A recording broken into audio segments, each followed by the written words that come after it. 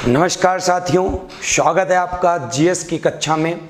साथियों, static GK की एक श्रृंखला को और हम आगे बढ़ाते हुए आज का जो जबरदस्त टॉपिक है हमारे सामने वो क्या है? भारतीय राष्ट्रीय कांग्रेस के महत्वपूर्ण अधिवेशन।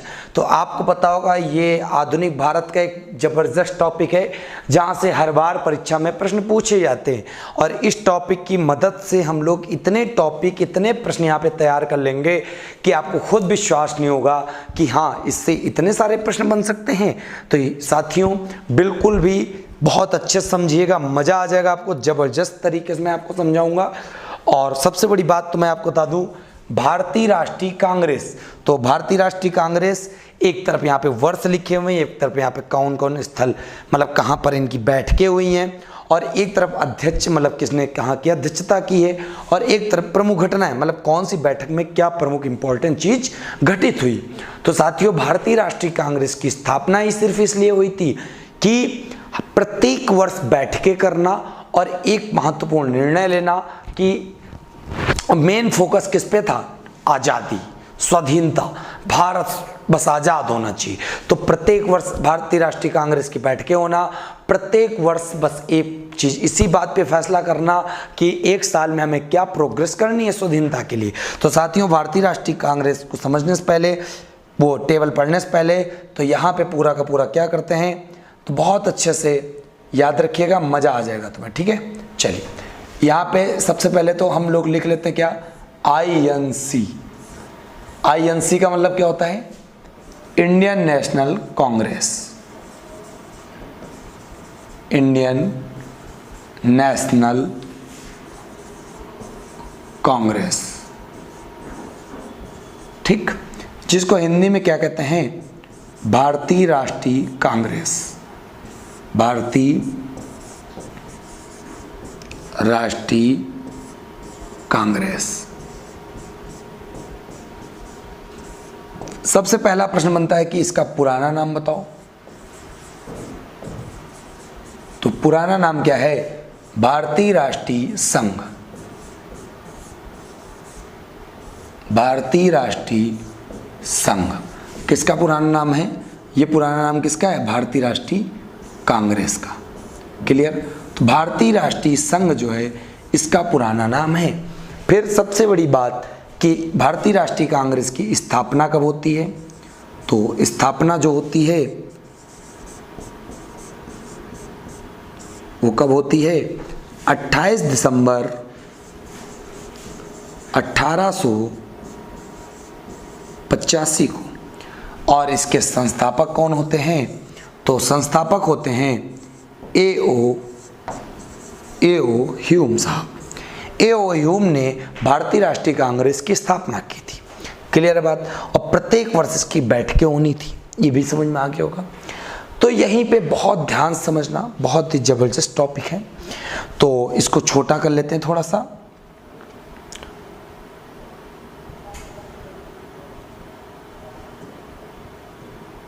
चलिए, अभी छोटा नहीं, पहले बात समझो। भारतीय राष्ट्रीय कांग्रेस के समय गवर्नर जनरल कौन था? गवर्नर जनरल सबसे मायने चीज रखती यही कि कोई भी अगर महत्वपूर्ण घटना इतिहास में घटित होती थी तो ब्रिटिश काल में कोई ना कोई गवर्नर जनरल हुआ करता था। उस गवर्नर जनरल का नाम क्या था? तो आप सबको बहुत अच्छे से याद रखना है। लॉर्ड डफरिन भारतीय राष्ट्रीय कांग्रेस के क्या थे? गवर्नर जनरल थे। सॉरी, उस समय गवर्नर जनरल थे जब भारतीय राष्ट्रीय कांग्रेस की स्थापना हुई थी। तो यहाँ पे सबसे महत्वपूर्ण चीज़ है कि इसको हम थोड़ा सा छोटा करते हैं और इसको यहाँ पे लगा देते हैं कोने में। ठीक है, अब यहाँ पे महत्वपूर्ण चीज़ देखो, क्या समझेंगे?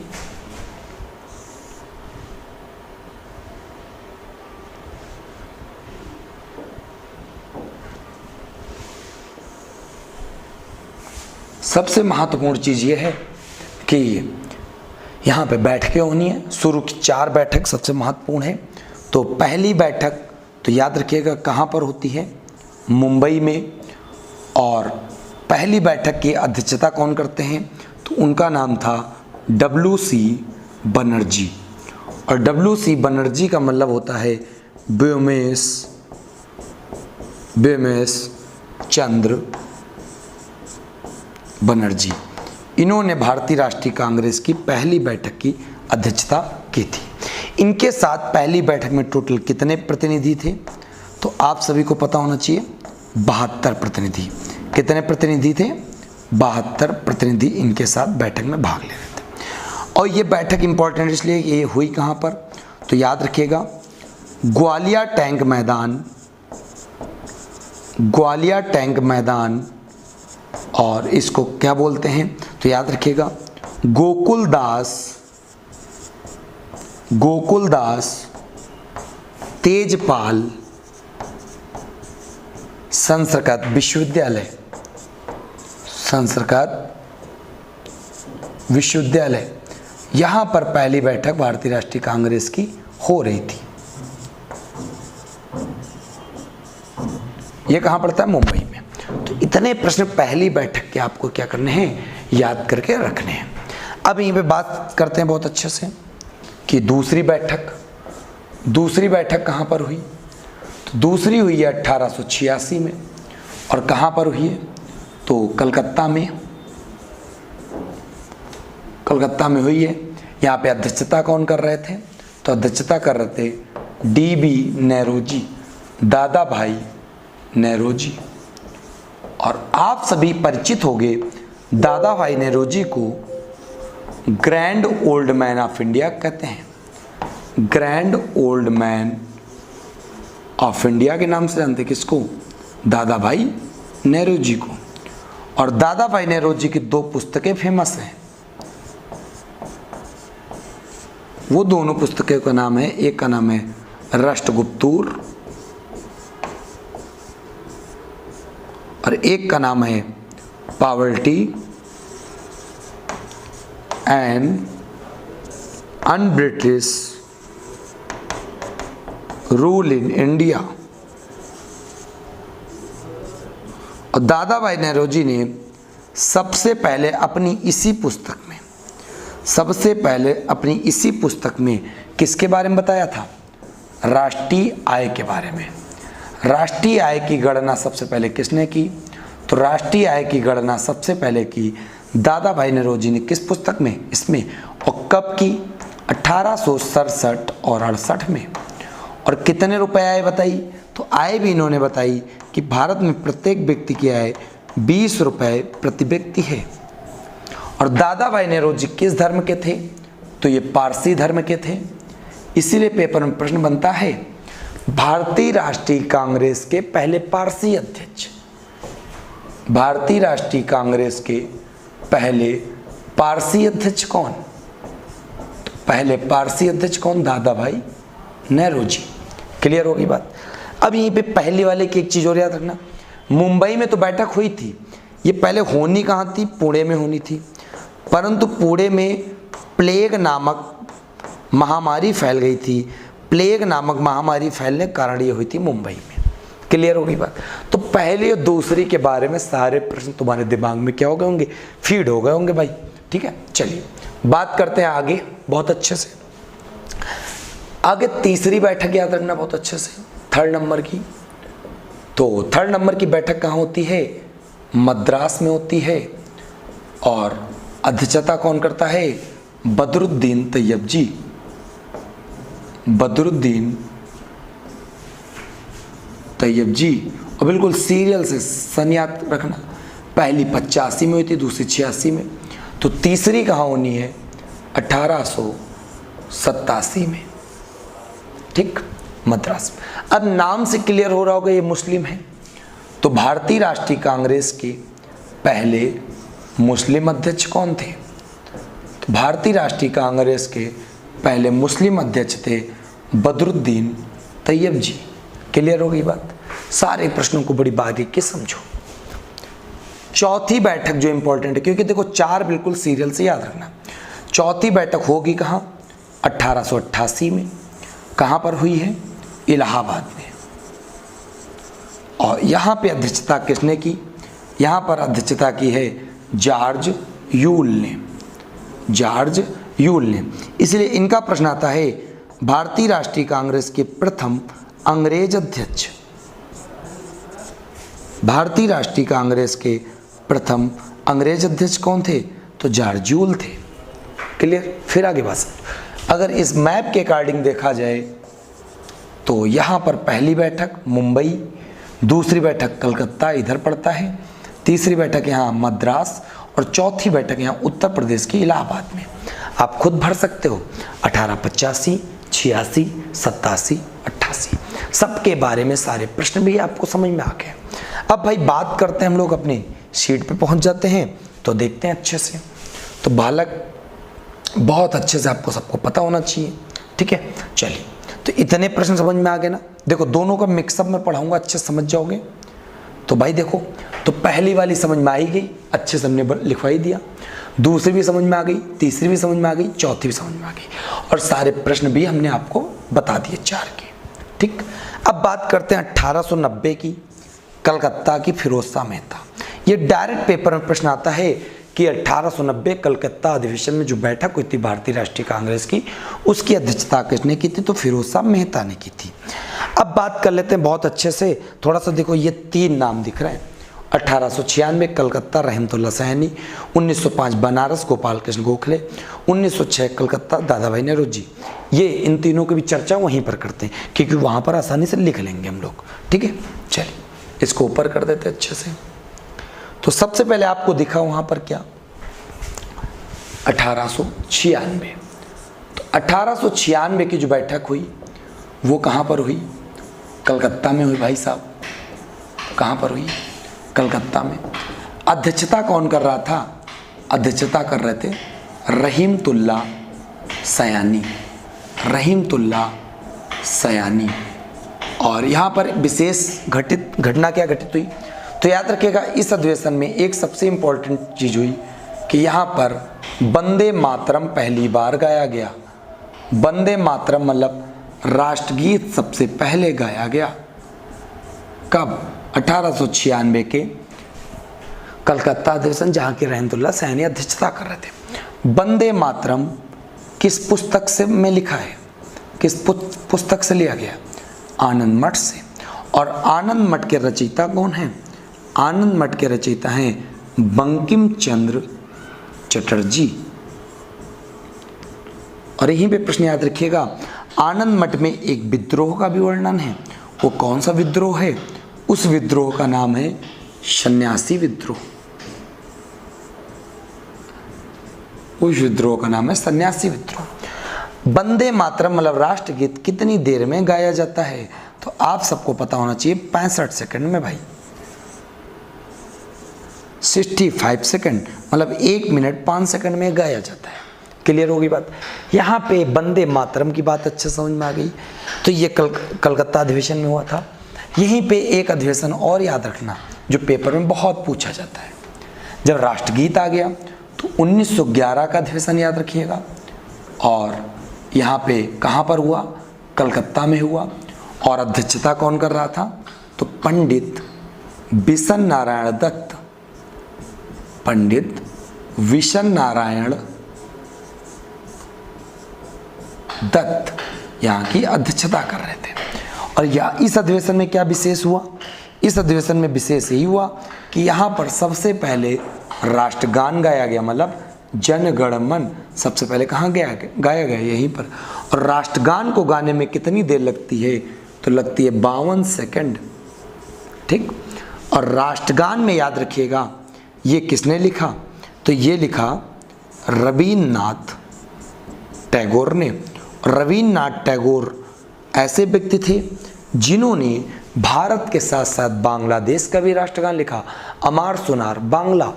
और ये ऐसे व्यक्ति हैं पहले भारत के नोबेल पुरस्कार विजेता। तो गीतांजलि पुस्तक के लिए 1913 में इनको क्या मिला है? नोबेल प्राइज मिला है। किस क्षेत्र में? तो बालक याद रखेगा, साहित्य के क्षेत्र में इनको नोबेल पुरस्कार से सम्मानित किया गया। और याद रखेगा रवीन्द्रनाथ टैगोर ने की एक उपाधि थी जिसका नाम था नाइटहुड। और नाइटहुड उपाधि उन्होंने वापस कर दी। किस लिए? जलियांवाला बाग हत्याकांड के कारण। जलियांवाला बाग हत्याकांड के कारण, ठीक है, वापस कर दी थी। जलियांवाला बाग हत्याकांड हुआ कब था? 13 अप्रैल 1941 19 को हुआ। कौन सा? जलियांवाला बाग हत्याकांड। फिर बात आती है रविन्द्रनाथ टैगोर की कि इन्होंने ही कलकत्ता में एक स्थापना की थी, किसकी? शांति निकेतन। शांति निकेतन की स्थापना की थी रविन्द्रनाथ टैगोर ने। कब की थी? 1901 में। ठीक, तो इतने सारे प्रश्न आपको कहाँ मिलेंगे? 360 डिग्री। तुम कहते हो सर जी बहुत कम देर की वीडियो बनाते हो, कुछ टॉपिक मेरे छूट गए, ये हो गया वो। भाई जब एक प्रश्न से मैं प्रश्न को छूटने दूंगा तब कहो ना। जब सारी टॉपिक में वहाँ पे कवर करा रहा हूँ, history, geography, polity, static, GK का मतलब क्या? जबरदस्त तरीके से तुम्हें जीएस आनी चाहिए। तो 1896 1911 का बहुत अच्छे से तुम्हें याद हो गया। चलिए अब बात कर लेते हैं बहुत अच्छे से। तो यहाँ पे देखो 1896 तुम्हें समझ में आ गया होगा, कलकत्ता का, रहमतुल्लाह सयानी का। अब चलते हैं 1905 के बनारस गोपाल कृष्ण गोखले में। ठीक है, चलिए तो इसको भी ऊपर कर देते हैं, यहाँ पे लिखते अच्छे से बन जाता है। ठीक है, चलिए तो यहाँ पे है 1905 अधिवेशन। कहाँ पर है कांग्रेस का अधिवेशन? बनारस में। अध्यक्षता कौन कर रहा है? तो गोपाल कृष्ण गोखले। गोपाल कृष्ण गोखले इस अधिवेशन की अध्यक्षता कर रहे हैं। ठीक है, गोपाल कृष्ण किसके किसके गुरु हैं? तो याद रखिएगा, महात्मा गांधी,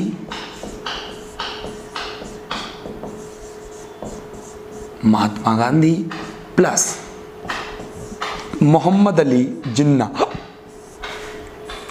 दोनों लोगों के राजनीतिक गुरु कौन हैं? तो दोनों लोगों के राजनीतिक गुरु हैं गोपाल कृष्ण गोखले।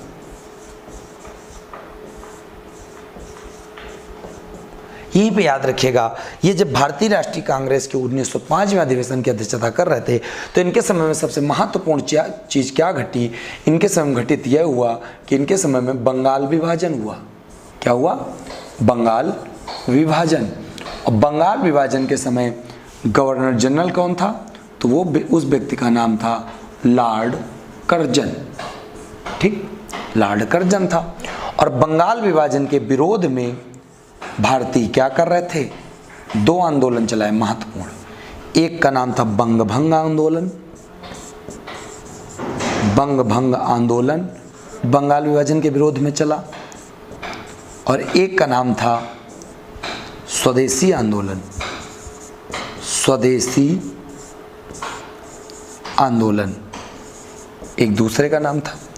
तो क्लियर हो गई। स्वदेशी आंदोलन चला कब? ये भी पेपर में आता है। तो स्वदेशी आंदोलन चला 7 अगस्त 1905 को। इस आंदोलन का मतलब था कि विदेशी वस्तुओं का बहिष्कार करो और अपने देश में बनी वस्तुओं का ज़्यादा से ज़्यादा प्रयोग करो। तो ये था स्वदेशी।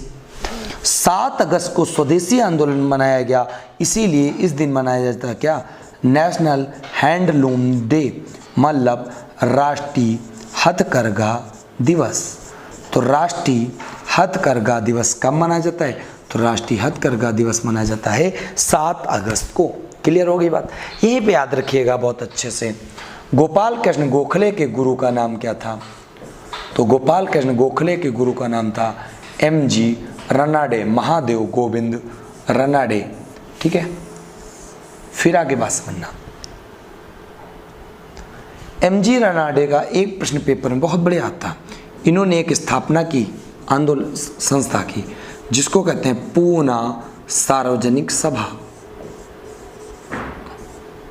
पूना सार्वजनिक सभा की स्थापना किसने की? तो MG रनाडे ने की। कब की? 1867 में की। क्लियर हो गई बात? फिर गोपाल कृष्ण गोखले का भी प्रश्न था, इन्होंने भी एक संस्था की स्थापना की। 1905 में इन्होंने किसकी स्थापना की? Servants society of India. Servants society of India. ठीक है, इसकी स्थापना किसने की? गोपाल कृष्ण गोखले ने की, सर्वेंट्स सोसाइटी ऑफ इंडिया की। क्लियर हो गई बात? एक एक प्रश्न में बिल्कुल निचोड़ करके रख दूंगा मैं। ठीक है, चलिए। चलिए, उम्मीद करते इतने प्रश्नों को बिल्कुल बहुत अच्छे से आपने सीखा होगा, समझा होगा। चलिए, 1905 का तो मैं अच्छे से समझ में आ गया। अब बात कर लेते हैं 1906 का,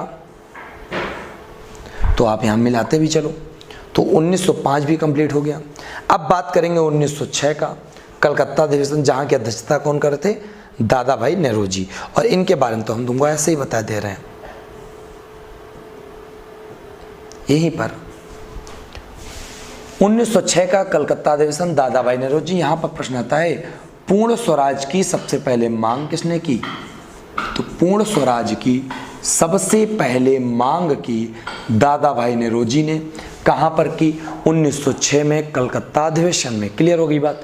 फिर आगे आ जाओ, 1911 वाला हमने तुमको समझा दिया, कलकत्ता अधिवेशन, विसर्जन राष्ट्रगान वाला पूरा मामला।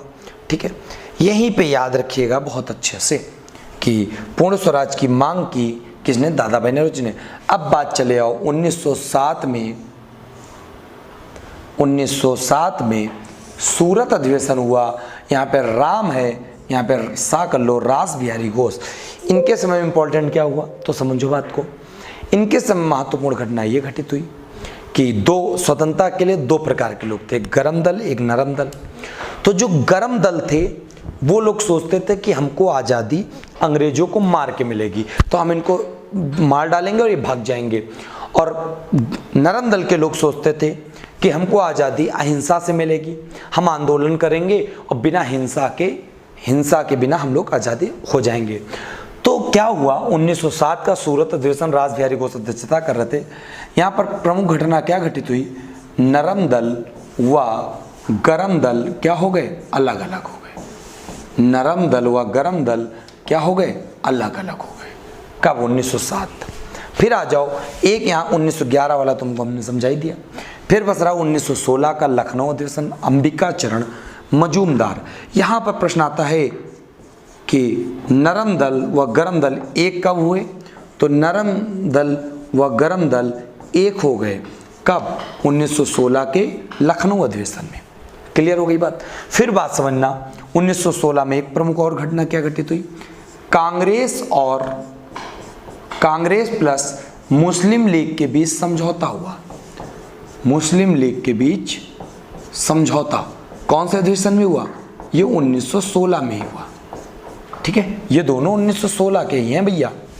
मुस्लिम लीग के बारे में आ गया, तो मुस्लिम लीग के बारे में आ गया तो समझे रहना, बहुत अच्छे से पेपर में प्रश्न बनता है।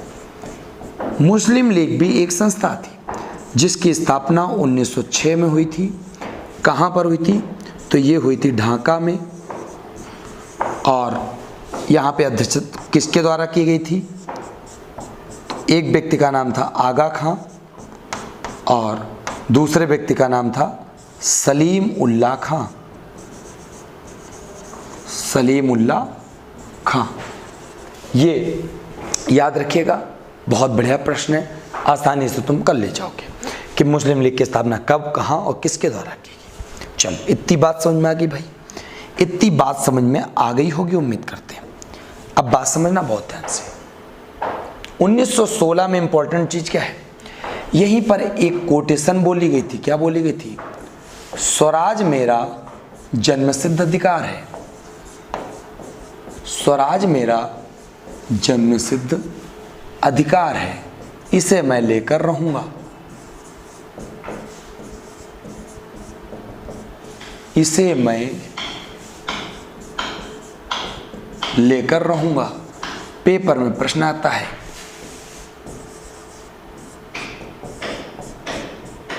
कि ये बात किसने बोली थी? तो ये बात बोली थी बाल गंगाधर तिलक ने। बाल गंगाधर तिलक। और लाल बाल पाल के नाम से किसे जानते थे? लाला लाजपत राय को, बाल गंगाधर तिलक को और बिपिन चंद्र पाल को, जिनमें बाल गंगाधर तिलक ने 1916 के अधिवेशन में बोला था स्वराज मेरा जन्मसिद्ध अधिकार है, इसे मैं लेकर रहूंगा। बाल गंगाधर तिलक के बारे में याद रखिएगा, बहुत अच्छे अच्छे प्रश्न हैं। क्या है? इनकी तो पहले बुक से याद कर लो। इनकी बुक से एक है जिसका नाम है गीता रहस्य। एक बुक है जिसको कहते हैं केसरी। और केसरी किस भाषा में है? तो केसरी मराठी भाषा में लिखी हुई है। और एक बुक इनकी और है जिसका नाम है मराठा। मराठा किस भाषा में है? तो मराठा इंग्लिश भाषा में है। क्लियर? बाल गंगाधर तिलक ने 2 उत्सव चालू किए थे जिसका नाम है गणेश उत्सव और एक का नाम है शिवाजी उत्सव। तो इन उत्सव को महाराष्ट्र में चालू करने वाला व्यक्ति कौन था? बाल गंगाधर तिलक ही थे। बाल गंगाधर तिलक को क्या कहा जाता है? भारतीय अशांति का जनक। भारतीय अशांति का जनक किसे कहते हैं? तो बाल गंगाधर तिलक को। और किसने कहा? तो वैलेंटाइन सिरोल ने बाल गंगाधर तिलक को भारतीय अशांति का जनक कहा। तो उम्मीद करते हैं सारे प्रश्न क्लियर हो गए। आगे 1917 कलकत्ता अधिवेशन एनिवेशन। तो आप देख रहे हो भारतीय राष्ट्रीय कांग्रेस पूरा चलता जा रहा है, अभी तक कोई भी महिला नहीं आई थी, तो इसीलिए पेपर प्रश्न आता है भारतीय राष्ट्रीय कांग्रेस की प्रथम महिला अध्यक्ष। भारतीय राष्ट्रीय कांग्रेस की फर्स्ट वोमेन प्रेसिडेंट कौन बनी? एनी बेसेंट बनी। 1920 का नागपुर सी विजय राघवाचार्य, ऐसे याद कर लो, इसमें इंपॉर्टेंट कुछ नहीं है। 1924 का बेलगांव, बेलगांव कहाँ पड़ता है? कर पड़ता है कर्नाटक, केटी मतलब कर्नाटक, महात्मा गांधी अध्यक्षता कर। इसीलिए पेपर में आता है महात्मा गांधी ने भारतीय राष्ट्रीय कांग्रेस की अध्यक्षता की कि नहीं की? तो याद रखिएगा एकमात्र अधिवेशन जिसकी अध्यक्षता भारतीय राष्ट्रीय कांग्रेस की अध्यक्षता महात्मा गांधी द्वारा 1924 में बेलगांव अधिवेशन की गई थी। फिर आ जाओ 1925, यहाँ पे मद्रास की जगह यहाँ पे कानपुर कर लो और S.A. अंसारी की जगह यहाँ पे सरोजनी नायडू कर लो। सरोजनी नायडू कर लो। इनका पेपर में प्रश्न आता है भारतीय राष्ट्रीय कांग्रेस की प्रथम भारतीय महिला अध्यक्ष, प्रथम भारतीय महिला अध्यक्ष कौन थी? तो आप सभी को पता होना चाहिए भारतीय राष्ट्रीय कांग्रेस की प्रथम भारतीय महिला अध्यक्ष कौन थी भैया? सरोजनी नायडू। और सरोजनी नायडू के बारे में पता ही होगा, इनको भारत कोकिला के नाम से भी जानते हैं। भारत कोकिला मतलब नाइटिंगेल ऑफ इंडिया के नाम से। और इनके प्रश्न और भी आपको पता होंगे कि ये भारत की पहली महिला राज्यपाल भी थी। पहली महिला फर्स्ट वोमेन गवर्नर कौन बनी? सरोजनी नायडू। किस राज्य की बनी? यूपी की बनी। कब बनी? 1950 में बनी भैया। क्लियर? आगे बात समझो। सरोजनी नायडू की 2 पुस्तकें याद रखना। एक पुस्तक का नाम है गोल्डन थ्रेशोल्ड और एक पुस्तक का नाम है the broken wings. The broken wings और द गोल्डन थ्रेशोल्ड, ये सरोजनी नायडू की पुस्तकें थी। क्लियर हो गई बात? इतने प्रश्न बड़े जबरदस्त आपको याद रखने भाई। चल आगे देखते हैं। 1929 का लाहौर अधिवेशन जवाहरलाल नेहरू अध्यक्षता कराते। पेपर में प्रश्न आता है स्वराज की मांग की गई थी 1906 में, सबसे पहले दादा भाई नेहरू के द्वारा। यहीं पे प्रश्न आता है कि पूर्ण स्वराज की प्राप्ति किस अधिवेशन में हुई थी? पूर्ण स्वराज की प्राप्ति किस अधिवेशन में हुई थी? तो जवाहरलाल नेहरू 1929 लाहौर अधिवेशन। क्लियर? फिर 1931 का कराची अधिवेशन सरदार वल्लभ भाई पटेल। तो आप सबने मौलिक अधिकार में पढ़ा था, मौलिक अधिकार की मांग सबसे पहले कहां पर की गई थी? तो मौलिक अधिकार की सबसे पहले मांग, मौलिक अधिकार की सबसे पहले मांग कहां की गई थी? तो 1931 के कराची अधिवेशन में की गई थी। क्लियर?